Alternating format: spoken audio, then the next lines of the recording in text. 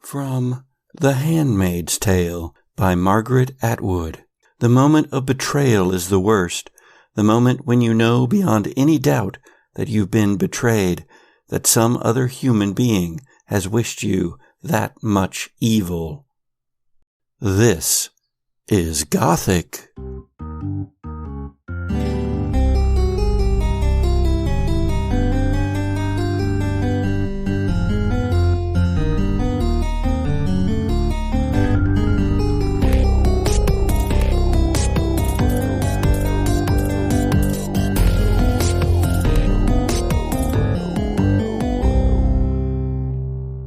The Gothic Podcast is a horror and humor actual play audio drama.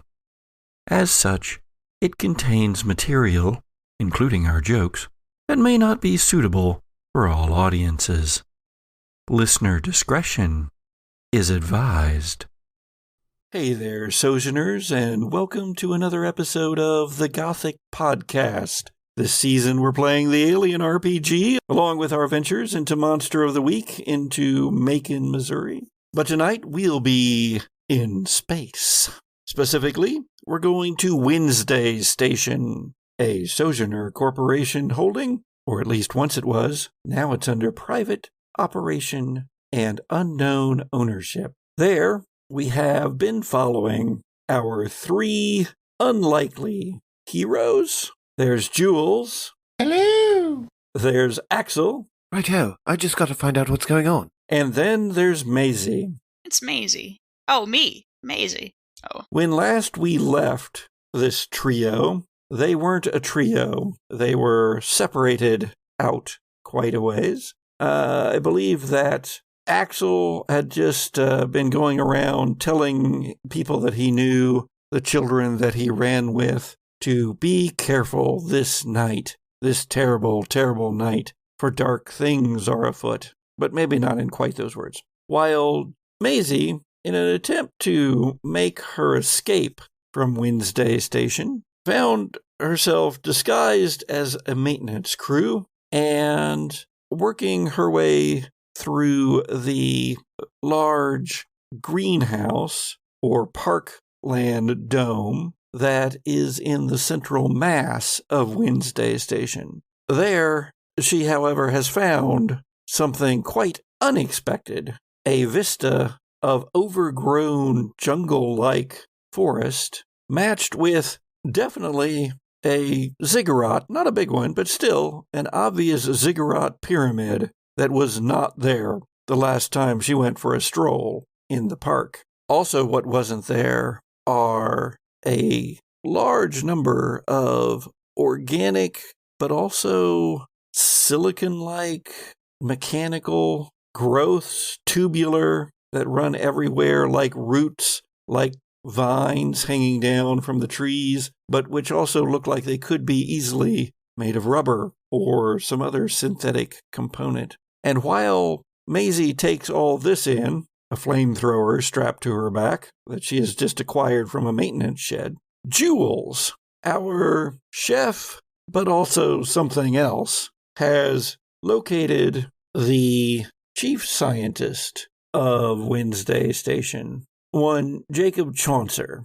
who appears to have been sending the messages out to try to bring in our heroes for questioning. And why is Jacob Chaucer sending these messages rather than Luther Wiscombe, the commander of Wednesday Station? Perhaps tonight we'll find out the answer to those questions on the Gothic Podcast. Bum ba-dum ba-dum ba-da-da-da. No, that came earlier, Jesse. That's already happened. It's now in the past. Oh, It's going to happen again in the future. spoiling all my fun. It will happen again in the future. We have 7 more regular episodes of this season, so... Give or take. So, hey, everybody. Hey! How's it going? Hot. It has been quite warm, yes. Very, very, very temperature. Yeah, very temperature. Very much very. temperature. So much temperature. Very much temperature. I'm sure it's nothing. It'll be fine. It's just a phase. Well, has anything been happening in your lives other than, temperature? Yeah, it's funny you should mention that, because I've now discovered that one of my internal organs belongs to the hypothetical possibility that a fetus might need it one day, whether or not I wish it or not. So that feels great. Mm. It took me a moment to parse everything that you just said. Yeah. I'm like, wait a minute, I recognize all those words, but when you string them together... Yeah. It's kind of a weird feeling. I am an organ donor, which means I have, preemptively given consent for my organs to be used to save other people's lives in the event of my death. But I didn't expect that, somewhat of my internal organs might be used while I'm still alive against my will legally in the United States. So, that's great. Yeah, well, we here in Missouri had the privilege of being the first to announce the enactment of the laws that were already in place. They were ready to go with the cameras and everything. So, yeah, some of them I gather have laws that have been on the books since the 1800s, and technically still were never pulled out of effect except by Roe v. Wade. So, yeah, timely, modern, up to date. So it is most certainly illegal here, although none of those laws have been tested yet. But there we are. Well, there are hopefully a few things that we can do still. One of those is contact, of course, your congressman and your senator and send them short and succinct emails and letters. Those things are read not by them, but by their interns. But the thing is that they see then the numbers. It doesn't have to be long. It doesn't have to be eloquent. It just has to make your statement clearly. Another thing that you can do is give money locally. Find the local organizations. Now, personally, I haven't, I fear, gone out and protested yet. Yeah. But on my motorcycle, I have I have 2 spots for Velcro Funko Pops. And on one side, I currently have Jason Voorhees, the Jason Voorhees Funko Pop. I just ordered and received my Funko Pop for the other side, the Ruth Bader Ginsburg. I was hoping it was going to be that. Oh, Funko that's awesome. Pop that is going to be on the other side of my motorcycle. I found one of those come and take it bumper stickers, but it's got a uterus instead of a murderous weapon. I think I know all 5 liberals in Missouri, so Yeah. a little lopsided here. Well, shall we escape from all that for a moment to someplace far less dangerous? Okay. The Alien RPG universe, or our version of it, and Wednesday Station. You know who we haven't checked in with for a long time on Wednesday Station? Axel. So, Axel, you have finished your rounds. What are you doing after that? Axel is going to be making his way, trying to sneak as close as he can into a headquarters facility, or not a headquarters, like a command post. Mostly trying to figure out what's going on with Luther Wiscombe and what is transpiring with the Marines that seem to be alerted at the dangers of the station, but have not alerted the populace. All right, so what is your destination then? I'm trying to find Luther Wiscombe, or Commander Wiscombe. Where do you think Axel would go to look for Luther Wiscombe? Because Axel has never struck me as being I'm going to hang out with the command crew of the station. No, definitely not. This is a little bit more on the incognito side, trying to sneak his way through, trying to get as close as he can. If I have to climb through air ducts, if I see anything available, accessing any nearby comm terminals to get a lay of the land and try to avoid really interacting with any of the Marines and or other commanders. I'm trying to find Commander Wiscombe. What is your plan for finding him? I mean, are you just going to search the entire station? Well, there's the central command area, and that's right in the center of the station, isn't it? So the business offices are in the north ring, which is also where the commissary and the stores and all of that are. Where you have made your home is in the west ring. Right. And then in the south ring are active labs, while in the east ring, the bulk of those are old labs that are empty with no gravity because the ring doesn't even spin. The central mass are the park domes where you get your food, like fresh fruits and vegetables and that kind of thing, Right. plus the occasional cow. And where you also have the hydroponics gardens and some labs associated with green spaces. So yeah, I would say that if you're just guessing, if that's what you're doing, if you're not going to ask around or try to tap into the station systems, where you would probably want to start is the business offices of the North Ring. All right. Straightest shot that I am aware of. But at some point, if I do come across some kind of communications terminal, I would love to tap in and try and get a better layout of the direction I'm going. Well, you could always go back to your room, your hidden room, where you have terminals and things as well. I'm trying to do this on the move, like trying to make my way there. All right, so first of all, to avoid detection, give me a mobility. Okay. Absolutely no successes. I cannot move. No, you're able to move. Not successfully. I've fallen and I can't get up. It's like, damn it, Maisie, you messed up my servo on my right knee. The biggest plot twist of all is that Axel is also a little old lady. So as you make your way through the ductwork, Axel, you do occasionally come into contact with the duct cleaners, the robotic duct cleaners that come through. So it's not that you are spotted by anybody. What happens is that one of these ductwork cleaning robots has stalled out in the middle of the duct that you were needing to go through. This is like the primary. And one, you know that somebody's going to be being sent to repair it. But two, it's blocking your route. What do you do? Is there a corridor access nearby?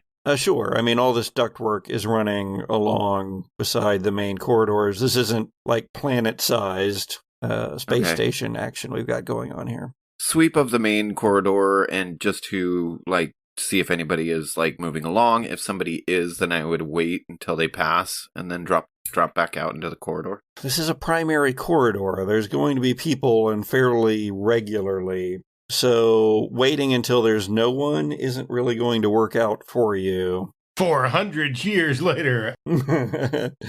Okay, how about trying to see if I could do a quick little repair on the cleaner? Okay, sure. Give me Comtech or heavy machinery. Bosco will hate it forever if I've given somebody else a heavy machinery option that Bosco didn't give. Yeah, I think this is small enough. It's probably Comtech. One success. All right. You pry off the control panel of this thing. You immediately see the problem as rats flee from inside the robot cleaner, and they've chewed the heck out of a set of wires in there. So you're able to, again, just with your knife, you're able to strip the wires and bind them back together just with what you have on hand. You're not going to be able to, like, tape it up really good like it's supposed to be. There might probably be some shorting out later on, but you do have it running again. It's easy enough to also then quickly program it to not go the way it was going, which is toward you, but rather away from you. And so you're able to follow it as it clanks and clatters along until you make it into the North Ring, or rather the connector where you're going to be having to enter the elevator shaft, essentially, to go up into the ring itself. That's trickier because the elevator shaft spins. Don't ask me how the ductwork works on this space station. So what happens here is that the vent vents out into the shaft itself, which is constantly turning. then that feeds air and such to the rest of the system. But yeah, pretty sure this whole space station is a practical impossibility. How do they get water? Never mind. Anyway, there's that one house that's like round and it like rotates. There's ways to it do works. So somehow this works. There's precedent. In any case, Axel, before the elevator shaft that takes you up into the ring itself, is the maintenance chamber where the robot goes in and goes to its dock, where a red light then comes on saying that it needs maintenance. In here, perfect. You can wait out anybody that's in here doing anything, and there are a couple of people, but eventually they wander off, and you do have a few moments to yourself. Is there a comm terminal in there? Yes. Direct route to the main offices, looking for the command center. Sure. You are able to lock that in.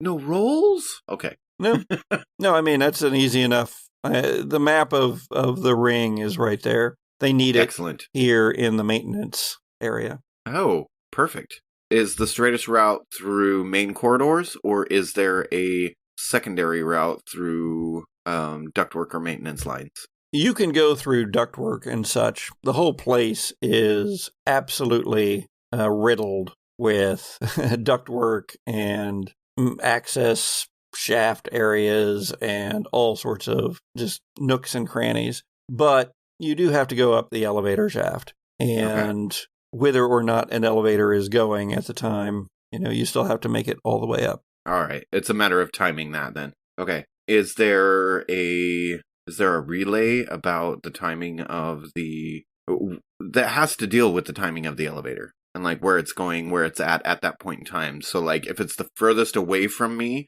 like so I can get started and moving? That I will need a contact check for, because that's more, that's deeper information. Yeah. 1 success. So yeah, you're able to find that timing, because it isn't just when people step into it. That would be ridiculous for a place this size and with only one major elevator at each ring. So it does run more or less like there are 2 operational at any given moment, one going up, one going down. And you can see the timing for those. Okay, awesome. Do you wish to ride one on the roof of one of the elevators up? Yeah, I mean, if I find that one's on its way going to where I'm trying to get to. Well, there is an elevator headed up, so you can get right on top of that sucker if you want. Let's do it. I'm going to go for it. Yeah.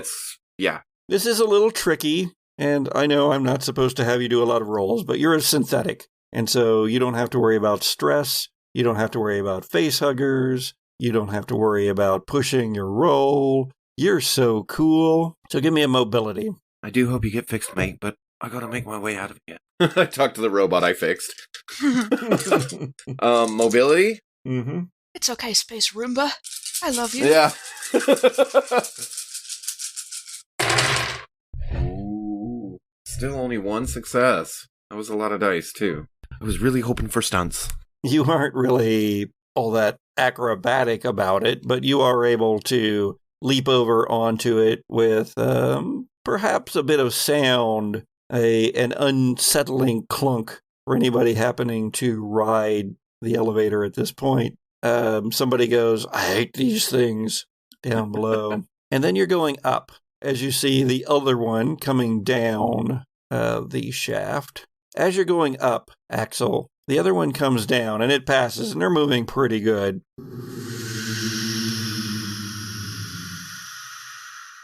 And you see something on the top of the other elevator. It is a tall, long humanoid form with a long serpentine reptilian tail and a thrust-forward torpedo-shaped head, just like the one that you saw in the access tube earlier today. And you see it, though it has no eyes, seems to stare at you as it rides the top of the elevator down. And right before you lose sight of it, you see it leap.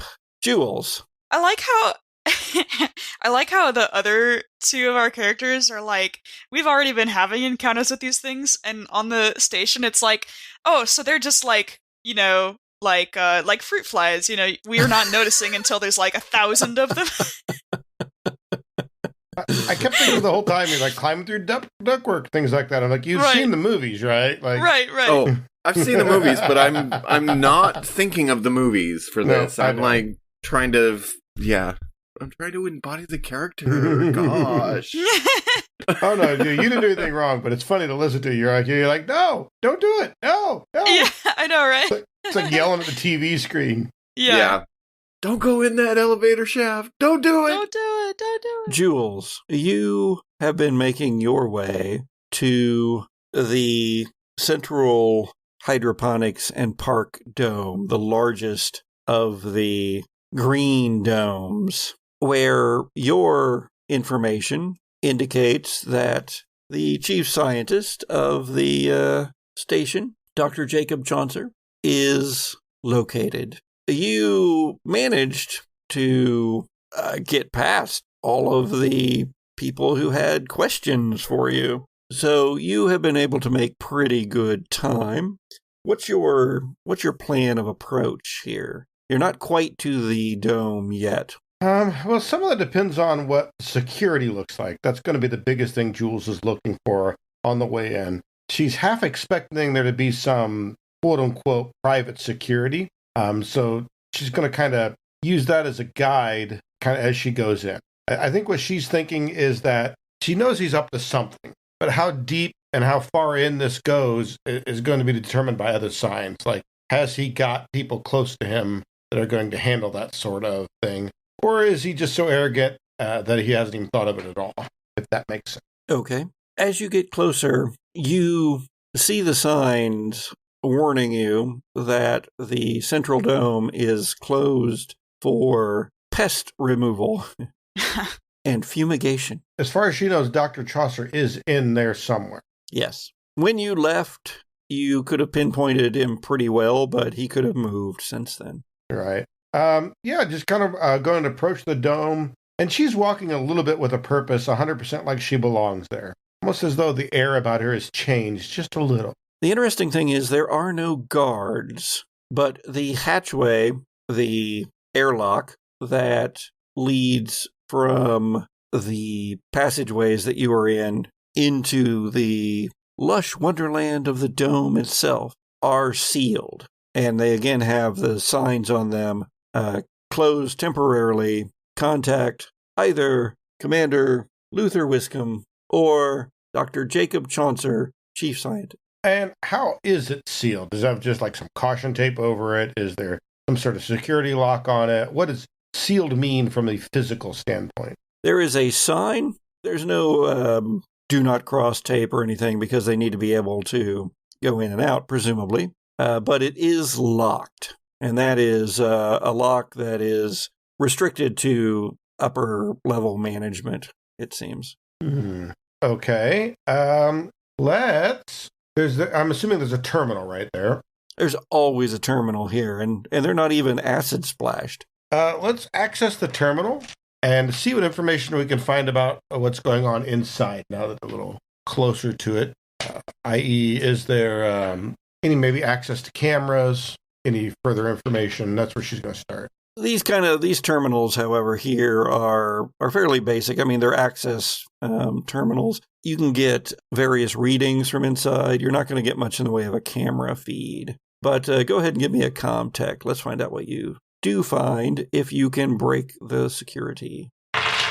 Dang. That is a whole bunch of 1s and 3s. Like that. No, seriously, that's a lot of 3s. Holy crap. Yeah, wow. Yahtzee. Yeah, this is interesting. This is definitely restricted to upper level access. It looks like it would almost have to be chief scientist and above, or it also does look like there are certain maintenance cards that can get in, but those don't look hackable. It looks like you actually have to have the card itself. Maisie. But you can get just some basic data from inside. You get humidity levels and temperature. And what you're getting from those isn't right. the park was always quite pleasant, like a lovely 74 degrees to maybe 80, depending on if they, really cranked it up so you could have some feeling of summer. But it is up in the 90s, and humidity is closing in on 100%. Okay, so this is a basic comm station. So I'm assuming since it's a comm station, it has access to communication. Yes. What if I wanted to communicate with the station? Like where? All of it. Like a public announcement. That is also probably restricted. You could do it from your personal terminal because you have those hacks. Let's get a little crazy here. Do it. So this is going to take some time, is the problem. Okay. In order to connect your portable device that has all of this stuff on it, you were trying to hack this straight up. Just, you have some access codes for various places around the station. That's what you're doing. But you don't have clearance this, high enough, and that's what you ran into. You have to do the usual. You have to pull the terminal here off of the wall and expose the wiring beneath. And then you have to start linking in. And you've done this a lot. And so you can do it fairly quickly. However, there is going to be the chance that somebody's going to come along that you don't want to come along and see you doing this. And so how stealthily you're doing this is going to come into play. So go ahead and give me mobility. Mobility. What is my mobility? It's a different number of dice than what I had prepared. But we'll go with it.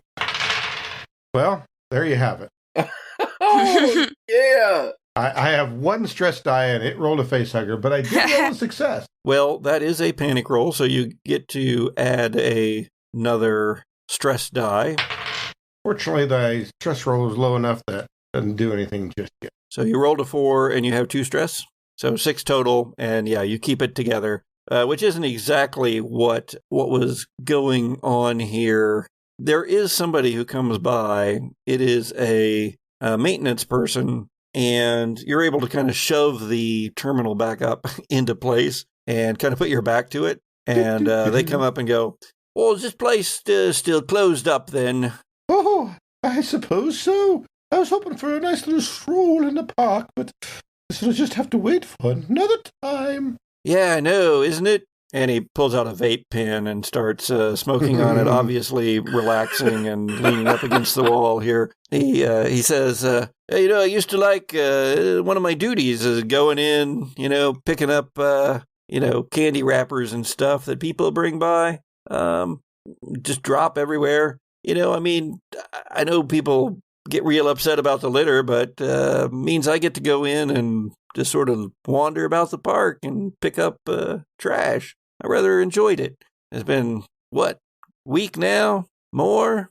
Oh, I guess I hadn't realized it had been that long. I've been so busy in the kitchen, but time flies, I suppose, especially at my age. Oh, yeah, they've been, I guess, fumigating or whatever. You ask me, them Marines that showed up, month ago? 3 weeks, maybe 2 weeks. Them Marines that showed up, them's brought some sort of nasty mold or fungus or something, I bet, from some weird alien war planet they've been on. So very uncouth. I'm sure that Dr. Chaucer has it well in hand, though. I would have thought they would come in on a whole ship, though. Anyway.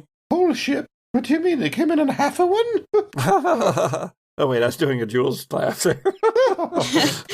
Oh, no. Came in one of their big, one of those big drop ships. Like they have from their, they have those big warship things that, I always thought they looked a little bit like giant guns in space. Oh. But they have those, and then they have those, the drop ships that drop down to the planet. Some of them bigger than others. Like a combat shuttle, yes? Yeah, one of those, but slightly bigger. I don't really know much about Marines, but they do have such fancy little flying ships and vessels. Yeah, I would have thought they would have left too, but oh well, whatever. Probably, I'm just gabbing. I'm just jabbering my jaw. I'm pretty sure there's not any real. You don't think there's any real danger, right? I mean, no, it's not going to, like, if they brought some weird mite or fungus or something, it's not going to, like, kill the trees, is it? Oh, I'm sure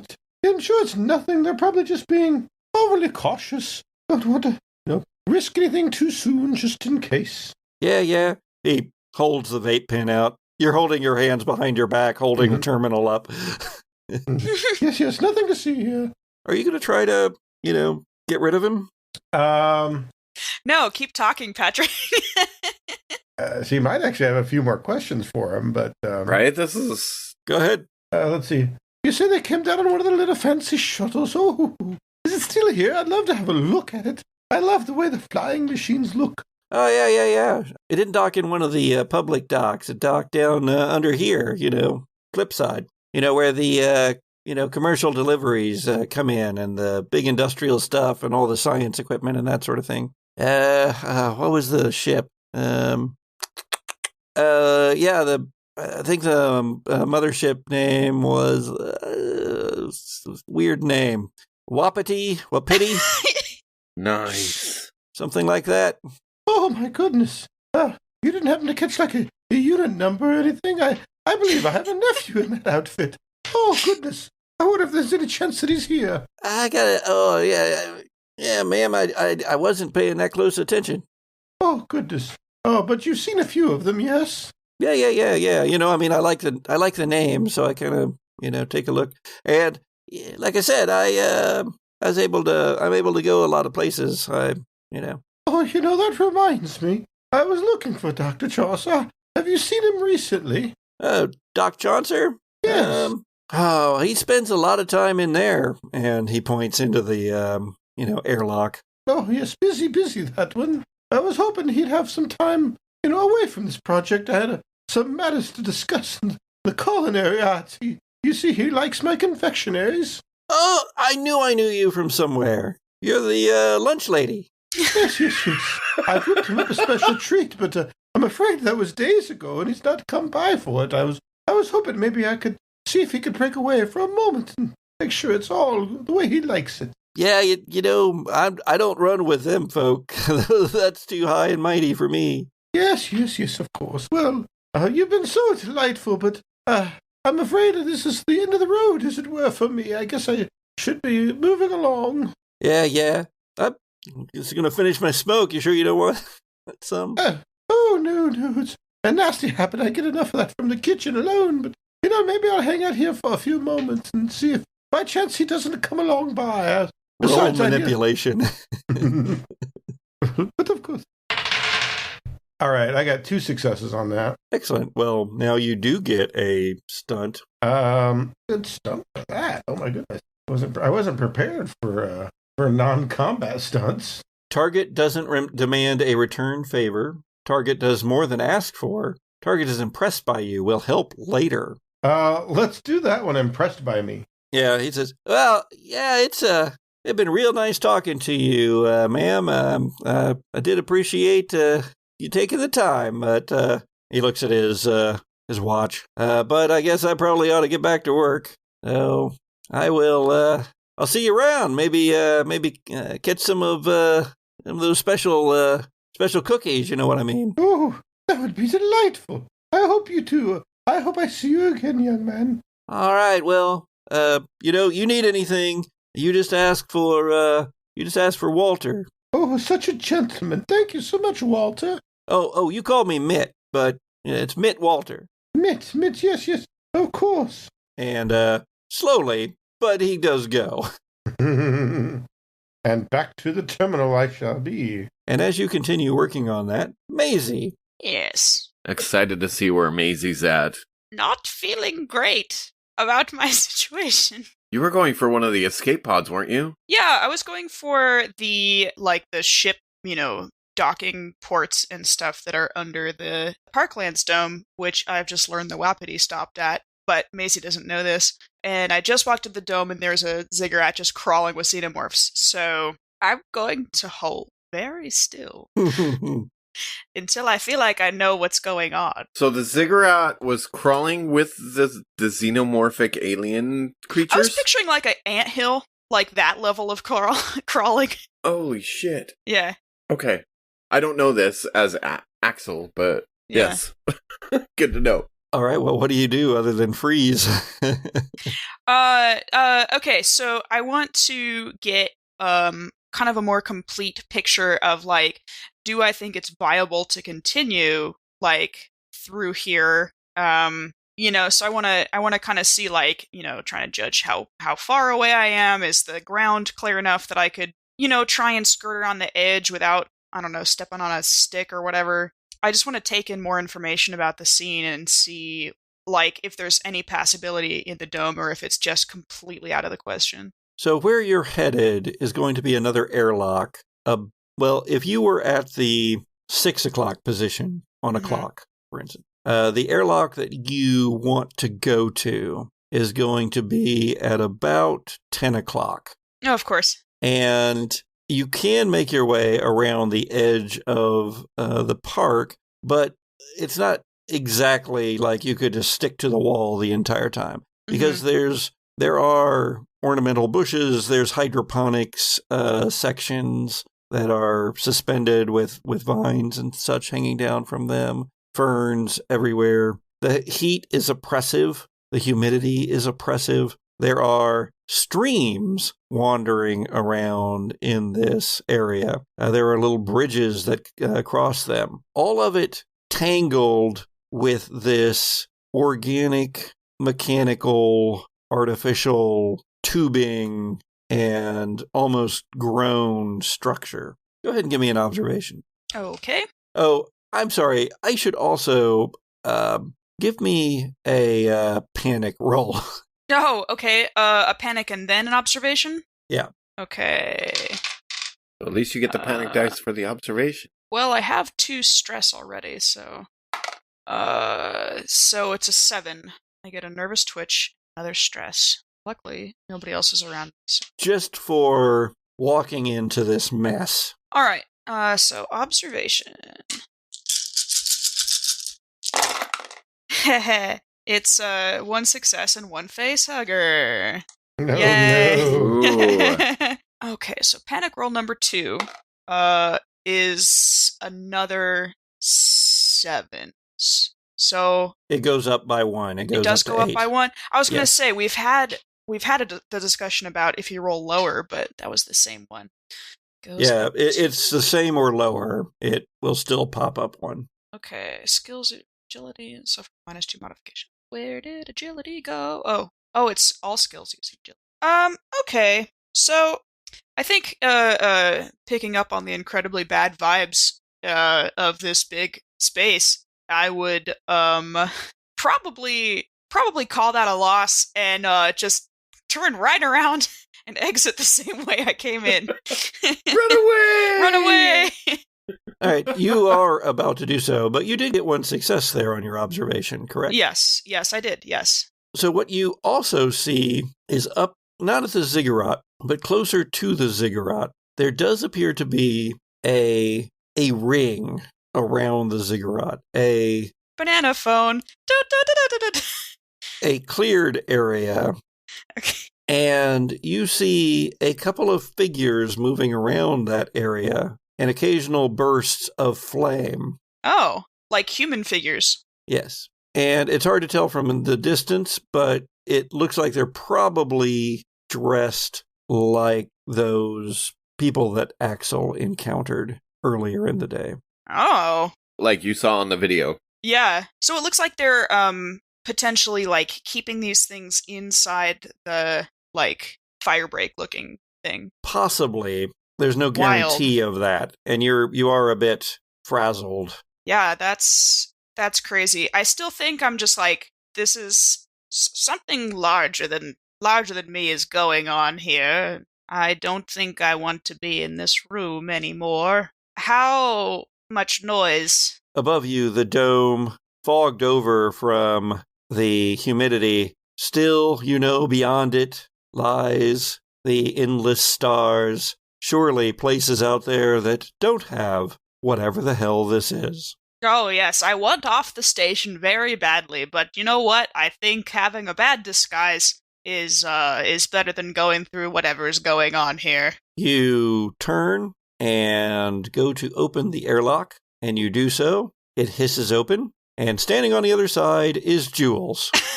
Oh my goodness. Oh, actually, I'm going to step forward, let the door close behind me, and be like, shh, shh, shh. Nice. So, Sojourners, Sharon is now making be quiet motions with her hand and mouth parts. Shh, shh. Well, what does Jules do? Jules gets a little wide-eyed, but then takes the opportunity and waves Maisie to the side. You don't want to open this door. Away from the door, somewhere where they can talk. Oh, like you're coming with me. Are you going to stay in the airlock, or are you going to move? We can move out of the airlock. Yeah. If you're coming with me, yeah, absolutely. If you were like, get out of my way, I'm going to go in the in the door. Jules is wanting to know what's going on inside. Well, she just found somebody who can tell her. Or maybe, anyway. Oh, yeah, I'll move off with you. As you two move to find someplace to huddle down and compare notes, Axel, the creature that you recognize so well from earlier, the last thing you saw it do was crouch and leap. Fortunately, you don't gain any stress from seeing this thing in this circumstance, even though this is a fairly horrifying circumstance. Yes, but I'm leaping from elevator to elevator. Yes, it needs to roll its mobility. All right, so let's see how it does on its jump first, and then we'll get you some initiative if we need to. All right. So it jumped towards him specifically and not like off in some lateral direction? Yes, it crouched and leapt for the other elevator where it saw prey. Oh, it makes that leap. Oh boy. With 3 successes. Damn. Oh boy. Ooh, what does it want to do for its, Does this mean we're going into initiative then? Oh, it definitely does, yes. It wants to go to law school. I'm not fully healed, though. So it's going to choose as a stunt, impress someone. Awesome. You So give it a little golf clap. and leaps, and you see it gain the air right in front of you, and it's got its like arms and legs kind of out in Matrix jumping fashion. Chariots of Fire starts playing. Hangs there for a second, but of course your elevator is still going up, and then it just claws into the side of the elevator, and you hear the metal rend and screech itself, and then you hear screams from inside the elevator. But it continues climbing on up, just tearing out pieces of the metal and shaking the whole elevator. And then it is initiative. What did I get? You get an 8. A 1. Oh. All right. Oh, wait. Sorry, I dropped a card. I will redo that. There was a card missing from the set, so... An ace. That was the one. Please give me an ace. All right, here we go. Worse, it's a 10. Oh. Oh, God. All right. I'm reacting then. Patrick, Which is, okay, because I do improv. Okay.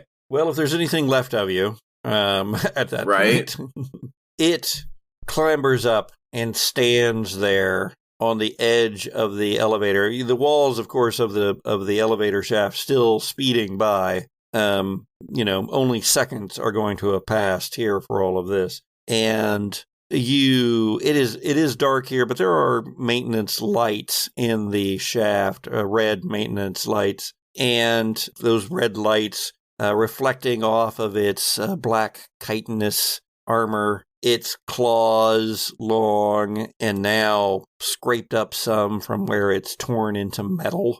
It stands there hulking, nearly 6.5 feet tall, and then that tail whips around and goes straight for your chest, Axel. Jeezy, crazy. You're gonna die, sir. I don't know. I think I had a couple of rolls like that as patients last session where I was like, I'm using all of my dice, and I still managed to not roll any successes multiple times. Yeah, but Patrick's rolling, so... Oh, yeah. Well, we know Patrick rolling. 3 successes. Ooh. As this tail just plunges into your chest. Am I able to take a dodge action? No, it's not a ranged attack. No, it has to be a close combat. for kid talents, when attacked in close combat, you can dodge. Yeah. This works like blocking, but you roll using mobility instead. It's the only talent that is related to the kid. So do I get to take the dodge? Yes, absolutely. Awesome! That's my mobility! Sounds like a maraca. Oh, I only had 2 successes, though. It didn't match the 3. Still, though, isn't that still positive? It's still positive, but not because not they have enough. more successes. Yeah. Yeah. What does this dodging look like? You're on top of the elevator. So cool and in slow motion. In slow motion. It's kind of an I don't think so kind of thing, where it's like, I was there, but you missed me. Neener. Well, it didn't, but... Oh. Okay. Okay, maybe then just, like, as I see the movement of the creature, like, leaping up towards in, like, one of those slow action like things where it's like it's moving fast as the elevators are moving, and then the creature leaps, and then it's in slow motion for a minute. I see what it's doing, and then I like jump back in a way as the creature comes down. Whether it catches any of me or not is to be determined by you. As you leap backwards and it lands in front of you, yes, stands to its full height, hisses, then that tail comes around snapping at you. But where it was going to catch you in the heart, essentially, it just scrapes right along your rib cage, along the side of you. And you see something venomous pumping out of it as it pierces your skin. But that venom isn't going to have any effect on you because you are a synthetic. Yay! Then it just stands there over you, staring at you with its eyeless head, and you see yourself close enough reflected, your own face reflected in that mirror-like black armor of its skull. However, you're a synthetic, so this doesn't affect you like it would other people. So it is now your turn. It's had its 3. Oh, it gets 3? Yeah. Oh, okay. I'll take a fast action to shove it. Like, as it landed, it kind of knocked me back a little bit. And I'm just going to use that momentum to roll back on my back and shoot my feet out. Yeah. And just knock it off the elevator. Or the lift. All right. Right, because I'm supposed to be English, so it should be referred to as a lift.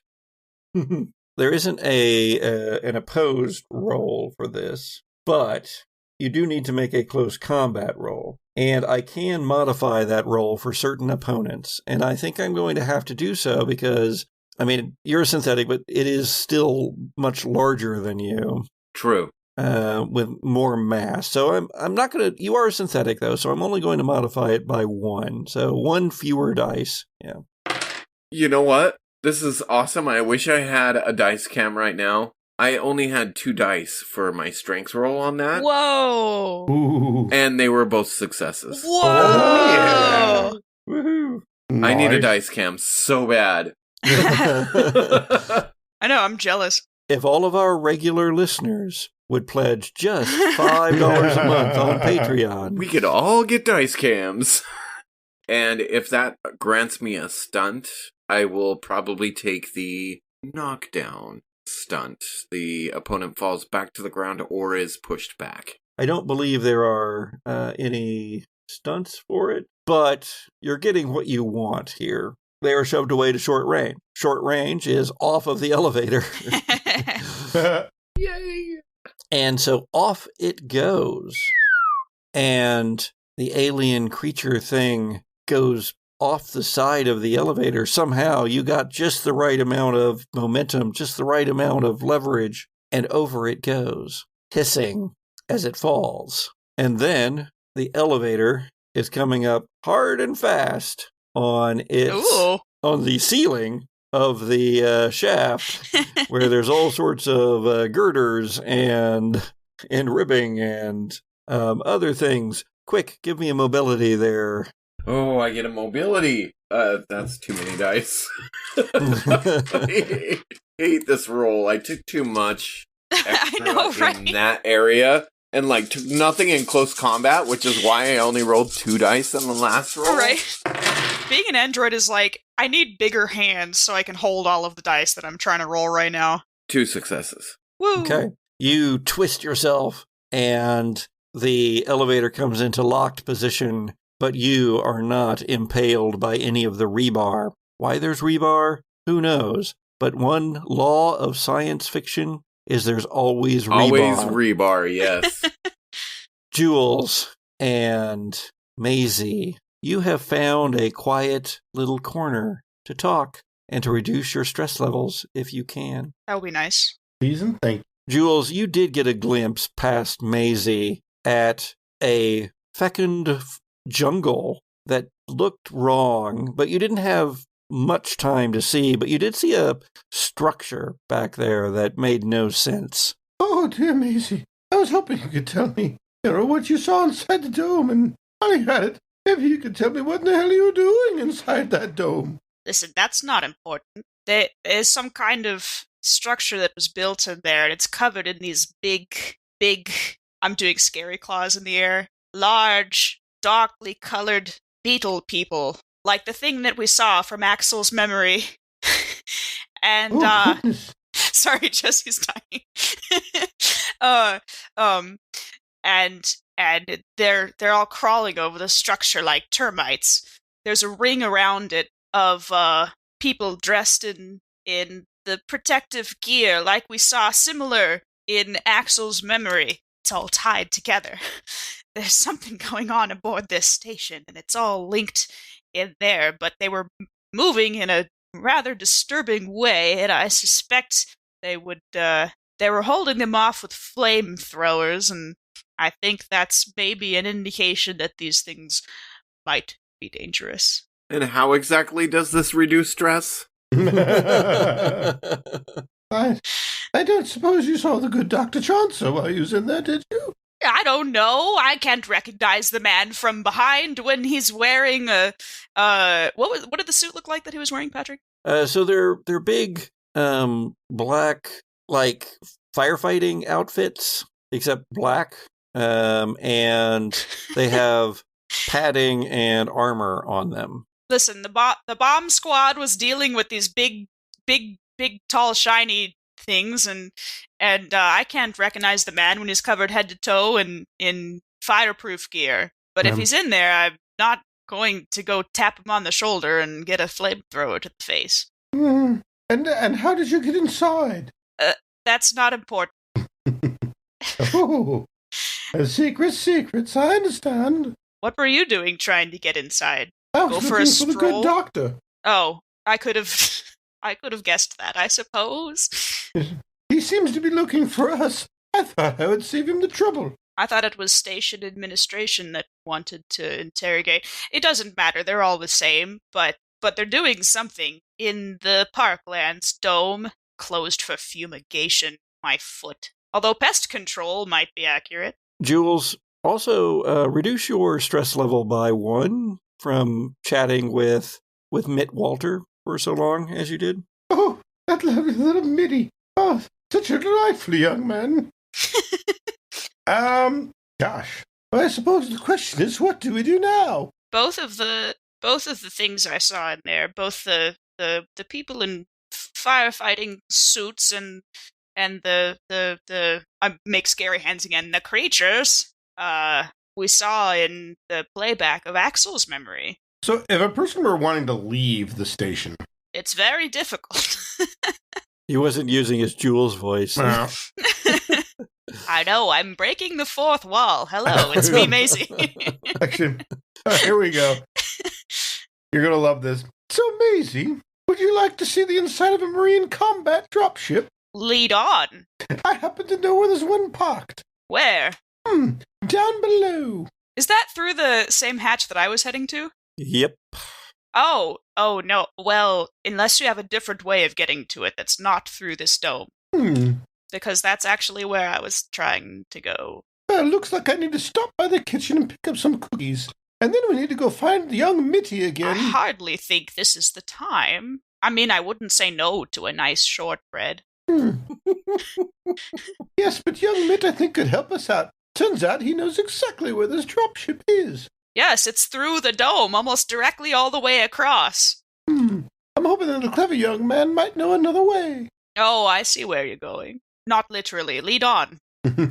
So there is another route. That's the one you originally tried to take, Maisie. Oh. But it was far more populated. Right. And you were going to get discovered if you went that way. Sounds like we need a whole plate of cookies, then. You want to bribe your way through with cookies? I find that confectioners can make for the most delightful distractions. The amount of butter that you put in there, it's no wonder.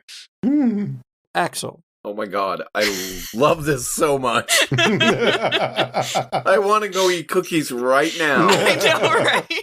I'm thinking about my shortbread recipe as we speak. Axel, all right. You are able to make it to the administrative offices now that you're in the ring, and you're able to do so going by unobtrusive and unseen ways. Although, perhaps with a bit more academic concern that something may be in the access shafts with you, still you're able to get to where you are in ventilation ductwork over the administrative offices of Commander Luther Wiscombe. And there you can hear talking. I will pause for a moment and listen. It is, as best you can tell, Wiscombe himself, and he is saying, let me get his voice. I don't know what you, I don't know how long you all think you can keep using these credentials, these permissions you seem to have to keep me away from what I'm sure is something going on my station that shouldn't be. And the other voice says, oh, well, that is, again, not any of your concern. It is purely a matter for the company. And currently, my Marines serve the company on orders far above your pay grade or mine. And the thing is that if Wild Bill or Ray or Dr. Laura were here, they would recognize the cadence of Jin Kaje, the commander of the Wapiti expedition on the Marine side, but they are not. What has happened to them? Oh, no. What do you do, Axel? Keep listening or do something? I'm debating, looking over my notes, and seeing what Axel would do. He might bulge right into that quarrel. But the other voice didn't sound familiar at all. Go ahead and make a manipulation roll against yourself. Oh, dang. Whoa. Okay, wait, so do I roll 2 and 2? Like, kind of like contested? one against each other? No, it's just that you are trying to access your own memories here. I'm trying to I wish I could do that. manipulation. Nothing. That's sad. It's too bad. However, I'm going to give you a +2 die on this because you have already accessed your hidden memories once today. So, 2 other die. Still nothing. Nothing A I can do about 5 that then. And a 4. A 5 and a 1 is a 6 technically, so... You do not recognize the other voice. Alright. In that case... Wiscombe says, I'm going to need you... I must talk to Dr. Chaucer about this. Things are going wrong. People are disappearing. I need to be able to protect my station. Well, I suppose that could be arranged. He is a very busy man, but I will make sure that he stops by within the next 24 hours or so. And Wiscombe slams a fist on the table and goes, how about we make that about an hour?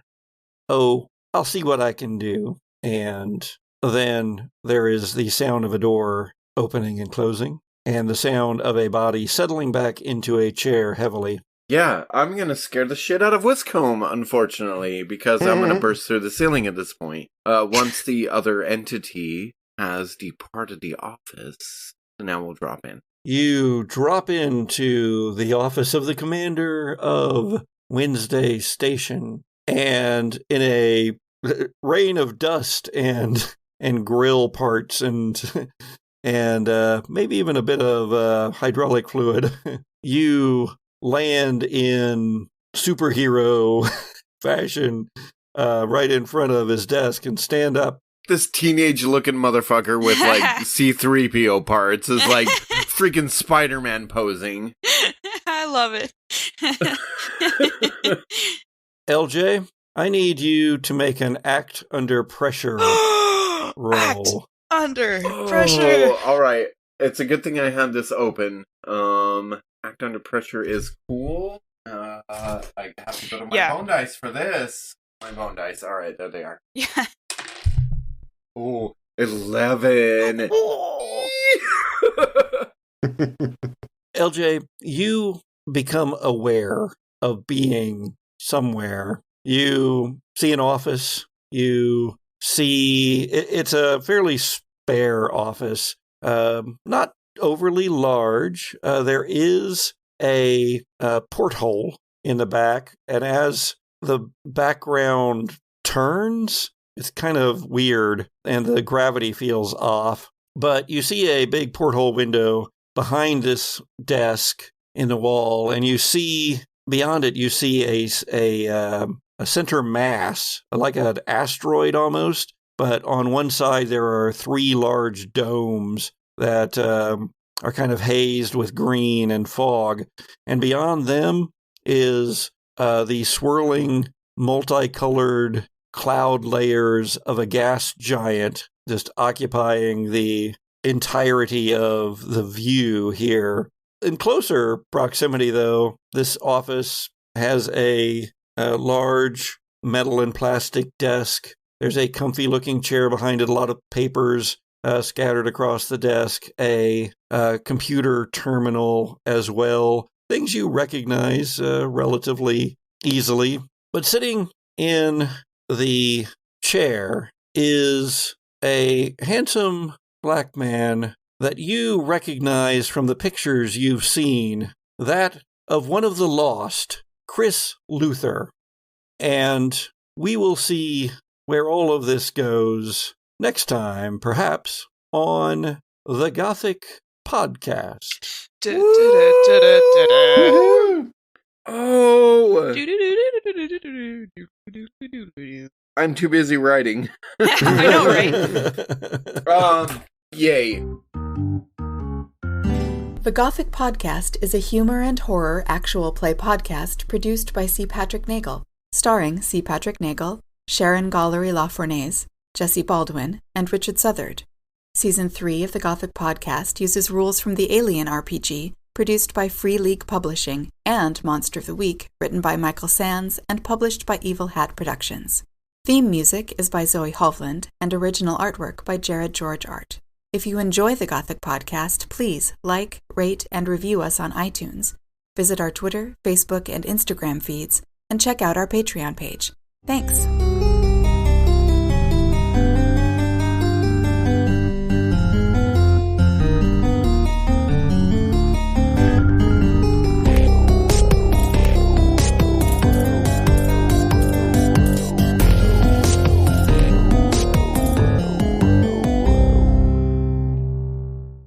I just have to say, though, while we were having that very serious conversation, my cat climbed up on my desk, has been trying to knock my mouse off, sat on my keyboard, so now my notes are a mess. And then she's over here knocking my dice off on the other side while all this is going on. I'm like, what is happening? Why are you doing this?